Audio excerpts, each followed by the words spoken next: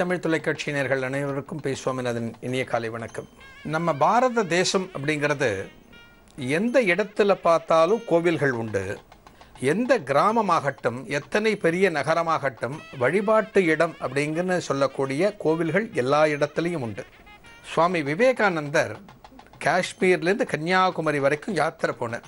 அந்த யாத்திரை பூர்த்தியான பிறகு சுவாமி விவேகானந்தர் சொல்கிறார், இந்த பாரத தேசம் முழுக்க பல இடங்களில் நான் பயணிச்சிருக்கேன், பல கிராமங்கள் வழியாக போயிருக்கேன். எந்த ஒரு கிராமமும் கோவில் இல்லாமல் கிடையாது. எல்லா கிராமத்துலேயும் கோவில் இருக்குது. அந்த கோவில் அப்படிங்கிறது, அந்த கோவில்கள் கட்டப்பட்ட தாத்பரியத்தை நம்ம பார்த்தோம் அப்படின்னா, மகரிஷிகள் ஸ்தாபனம் பண்ணின கோவிலாக இருக்கலாம், பல ராஜாக்கள் கட்டின கோவிலாக இருக்கலாம், பலவிதமான முனிவர்கள் தங்களது தவத்தின் வலிமையால் கட்டின கோவிலாக இருக்கலாம். ஒரு தெய்வமே கோபித்து கொண்டு இந்த பூமிக்கு வந்து ஒரு இறையருள் பெறணுங்கிறதுக்காக ஸ்தாபனம் பண்ணின தெய்வமாக இருக்கலாம். ஏன் ராமனே ஸ்தாபித்த லிங்கம் தான் ராமநாதர், ராமேஸ்வரத்தில் இன்று நாம் தரிசிக்கக்கூடியது. தெய்வமே ஸ்தாபித்த லிங்க வடிவங்கள் உண்டு, தெய்வங்களே ஸ்தாபித்த விஷ்ணு வடிவங்களும் உண்டு. இந்த தேசம் முழுக்க கோவில்கள் தான். அந்த அளவுக்கு கோவில்கள் அப்படிங்கிறத பாரத தேசத்திலிருந்து நம்மால் பிரிக்க முடியாது.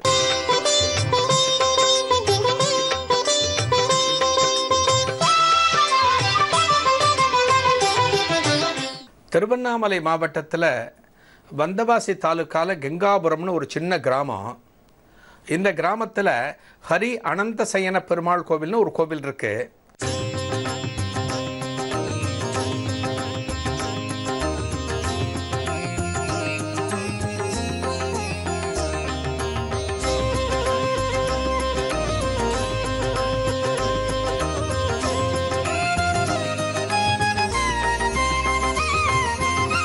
பஜ கோவிந்தம் பஜ கோவிந்தம் பஜ கோவிந்தம் என கூறுவாய்.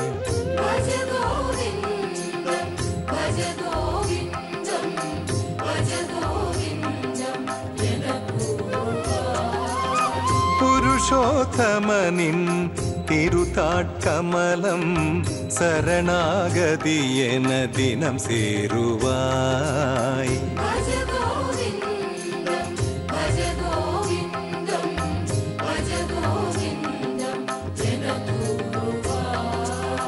நினைத்தாலி நிற்கும் மனம் போல் அளிக்கும் கணசாமளனை நிதம் பாடுவாய்.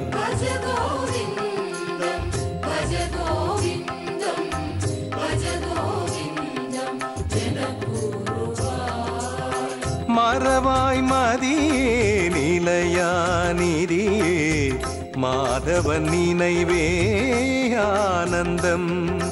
திருவாய் பொலிந்த குருவாயூரன் வருவான் தருவான் வைகுந்தம்.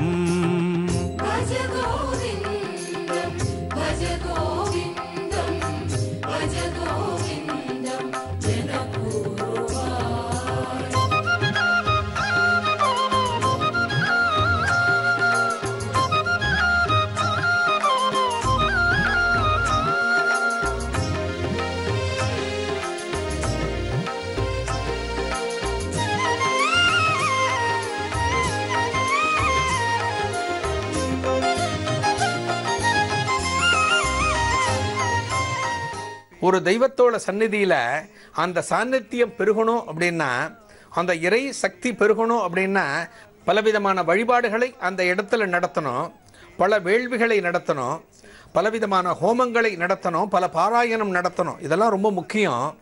இதனால தான் தெய்வ ஆலயங்களில் வழிபாடுகள் இன்றைய தினம் பெருகி இருக்கு. அந்த இறை சாநித்தியம் கூடணும் அப்படிங்கிறதுக்காக 12 வருடங்களுக்கு ஒரு முறை ஆகம விதிப்படி அந்த ஆலயத்துக்கு சம்ரோக்ஷணம் நடத்தணும், அதாவது திருக்குடமுழுக்கு நடத்தணும்.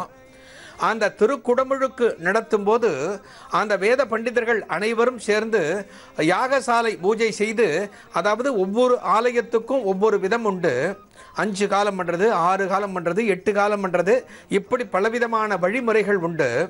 இந்த ஹரி அனந்தசயன பெருமாள் ஆலயத்தில், கெங்காபுரம் கிராமத்தில் அமைந்திருக்கின்ற இந்த ஆலயத்தில் 5 கால விசேஷமாக யாகசாலை பூஜைகள் செய்து திருக்குடமுழுக்கு நடந்தது. இந்த திருக்குடமுழுக்கு நடந்த வேளையில் அக்கம்பக்கத்து கிராமத்து அன்பர்கள் பலரும் கூடி இந்த புனிதமான நிகழ்வை பார்த்து தரிசனம் பண்ணியிருக்காங்க.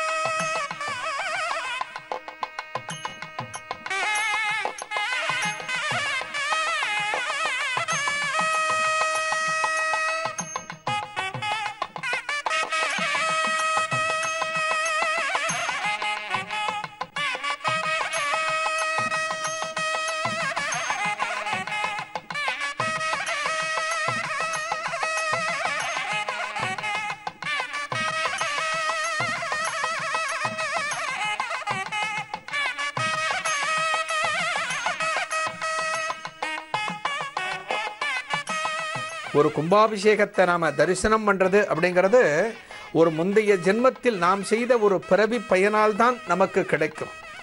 ஒரு கும்பாபிஷேகத்தை நம்ம தரிசனம் பண்ணுறது சாதாரணமாக கிடைக்காது. ஒரு கோவிலுக்கு நாம் போகணும் அப்படின்னாலே பல சூழ்நிலைகள் நமக்கு சாதகமாக அமையணும். கோவிலுக்கு புறப்படணும்னு ரெடி பண்ணிட்டு இருப்போம். திடீர்னு கோவிலுக்கு போக முடியாமல் ஒரு சந்தர்ப்பம் வந்து நமக்கு தடுக்கும். அதே வேளையில் ஒரு கும்பாபிஷேகத்தை நாம் இருந்து தரிசனம் செய்வதுங்கிறது மிகச்சிறந்த ஒரு பாக்கியம். அந்த கும்பாபிஷேகத்தை தரிசனம் பண்ணி அன்றைய தினம் அந்த கலசங்களுக்கு ஊற்றப்படக்கூடிய அந்த நீரால் நமக்கு தெளித்து நம்மேல் ஒரு அருள் கிடைக்கும் போது அந்த பகவானோட அருள் நமக்கும் கிடைக்கிறதுங்கிறது மிகச்சிறந்த விஷயம். ஒரு கும்பாபிஷேகம் நடக்கக்கூடிய இடத்துக்கு பல பக்தர்கள் வந்து குவியறாங்க அப்படின்னா அந்த இறைவனோட அனுகிரகம் நமக்கு கிடைக்கணும். அந்த புனிதமான தீர்த்தம் நம்மேல் தெளிக்கப்படணும் அப்படிங்கிற ஒரு ஆசை தான். ஒரு இறைவனோட அனுகிரகம் நமக்கு கிடைக்கணுங்கிறதுக்காக இந்த நிகழ்வில் கலந்துக்கிறோம். ஒரு கும்பாபிஷேகத்தன்னைக்கு எல்லாரிலையும் போக முடியாது, எல்லா பக்தராலையும் போக முடியாது. எல்லாருக்கும் முக்கியமான ஒரு நிகழ்வு இருக்கலாம், முக்கியமான ஒரு பணி இருக்கலாம். இவர்கள் என்ன செய்வார்கள்? நமக்கு மனசில் தோணும் இல்லையா, ஆஹா நம்மால் அந்த கும்பாபிஷேகத்தை தரிசிக்க முடியலையேன்னு தோணலாம் இல்லையா? அவர்களுக்காக மண்டலாபிஷேகம் என்று சொல்லக்கூடிய நிகழ்வு 48 நாட்களுக்கு தொடர்ந்து நடக்கும். எந்த ஆலயத்தில் திருக்குடமுழுக்கு நடந்ததோ அந்த ஆலயத்தில் மண்டலாபிஷேக பூஜை ஒரு 48 நாள் நடக்கும். இந்த மண்டலாபிஷேக பூஜையில் நாம கலந்துண்டாலும் அந்த கும்பாபிஷேகத்தில் கலந்து கொண்ட பலன் நமக்கு கிடைக்கும். இதெல்லாம் ஆகமம் சொல்லியிருக்கு.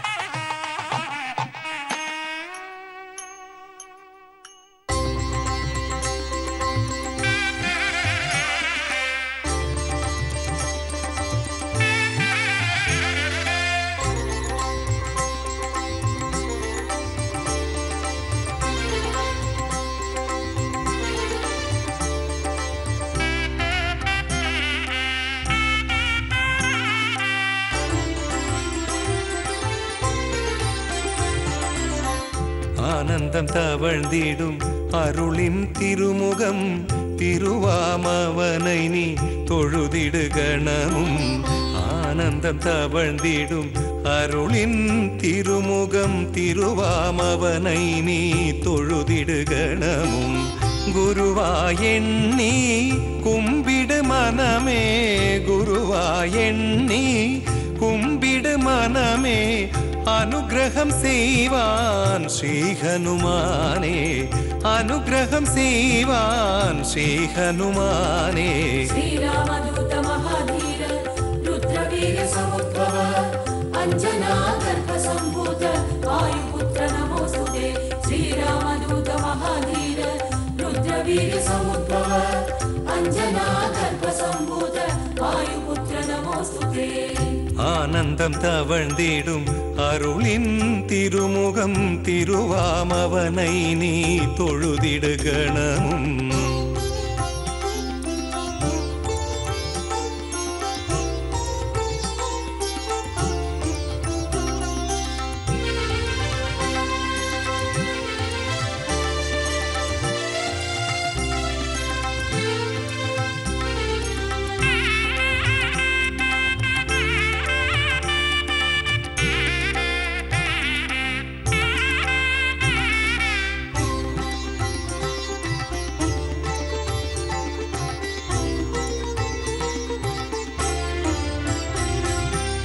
ராமா ராமா என முழு மனதோடு உருகியே அழுதால் ஓடியே வருவான்.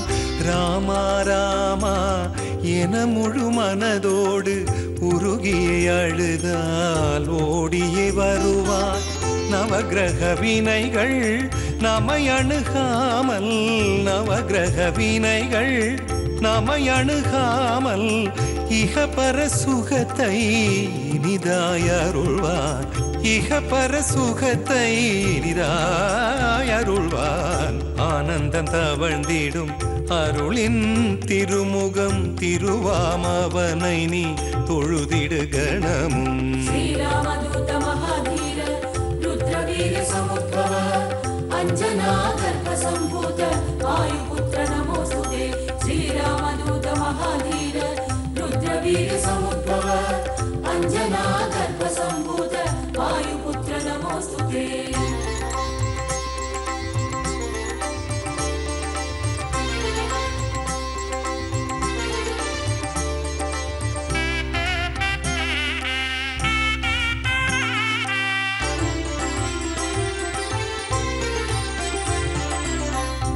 வானரத் தலைவா தேன்மலர் பாதா ஊனும் உயிரும் உனதருளல்லவா.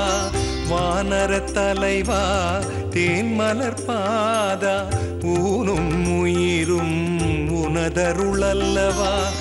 பக்தியில் நீயோ முழுமதியல்லவா, பக்தியில் நீயோ முழுமதியல்லவா.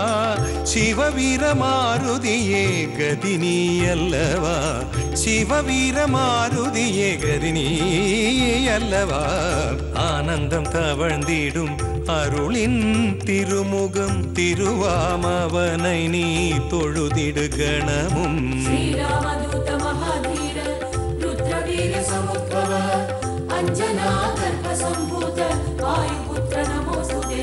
ஸ்ரீராமதூத மகாதீர ருத்ரவீர சமுத்பவ அஞ்சனா கர்ப்ப சம்பூத வாயுபுத்திர நமோஸ்துதே.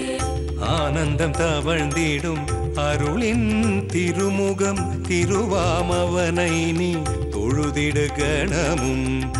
ஆனந்தம் தவழ்ந்திடும் அருளின் திருமுகம்